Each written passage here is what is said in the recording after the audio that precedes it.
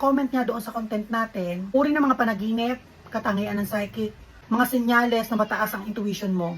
Ang sabi niya ay lahat daw ng yan ay danas niya. So, ibig sabihin, bukas daw pala ang third eye niya. Papaliwanag ko lang sa inyo na ako ay pala panaginipin. Ang intuition ko ay malakas. Consciousness ang utak ko. Kung nararanasan mo yung mga sinabi ko mga ability ng pagiging psychic, which lahat naman ng tao ay psychic, katulad ng mga panaginip, iba't ibang uri ng dreams, sleep paralysis, astral travel, yung mga sign na malakas ang intuition mo, katulad ng pagkakita mo sa relo na magkakapares ang numero, habang kumakanta ka, eksaktong tinugtog nung pagbukas mo ng radyo mo. Meron tayong 7 uri ng chakra sa katawan. Nabubuksan ang chakrang ito dahil sa meditation, kalmang utak, at magandang pag-iisip. Ang bawat chakra sa katawan ay may kanya-kanyang gamit. Kung ikaw ay pala panaginipin, malakas ang hinala mo, ang intuition mo, nagagawa mo ang sleep paralysis at ang astral travel, ibig sabihin malakas ang sahasrara chakra mo. Ang sahasrara chakra